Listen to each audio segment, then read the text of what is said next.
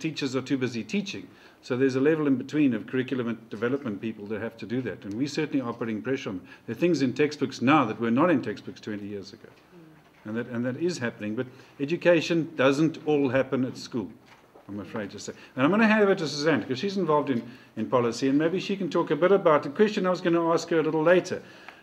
How do talks, multilateral talks, discussions, policy development, how are these things actually helping, and are they helping? Okay, well that's quite a difficult question. It depends which policies. I think you know, on the international front, we're trying to get a deal still. That's basically where we're at. Copenhagen came pretty close, and I think, you know, most people who are involved in negotiations came out of that shattered and said, well, if we couldn't get a deal with over 100 world leaders sitting around a table, how the hell are we ever going to get one? And it really has set the process back.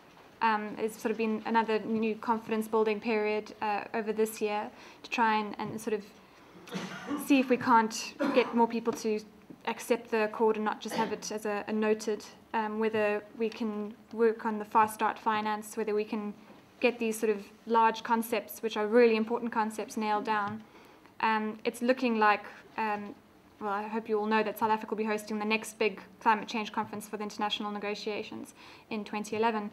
And it looks like we might be heading towards a deal point at that time. It seems to go in 2-year cycles, the international negotiations. So everyone's sort of now looking towards a South Africa deal.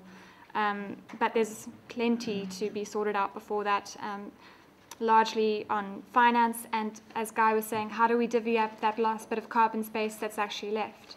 And I mean, I can say from the UK side, I mean, they've legislated that they will already take 80% cuts by 2050 and 34% cuts by 2020, which is, you know, well above what anyone else is offering. But unfortunately, well, I shouldn't say unfortunately, but they are part of the EU as a negotiating bloc. So there's only so much that, you know, one party can push in that.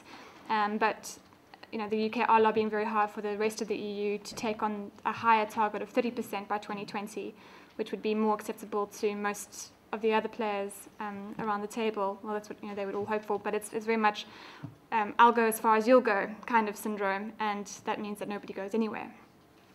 So that's kind of the situation that it is at the moment.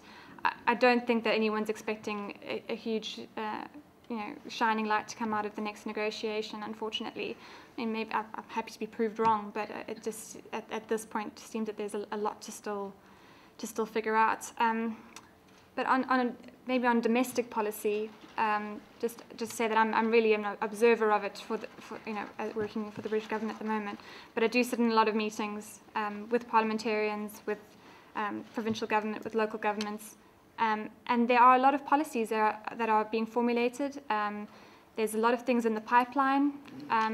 We just seem to be at the point where it's not quite at the point of implementation, and you know, its capacity as well, and other priorities, other service delivery areas.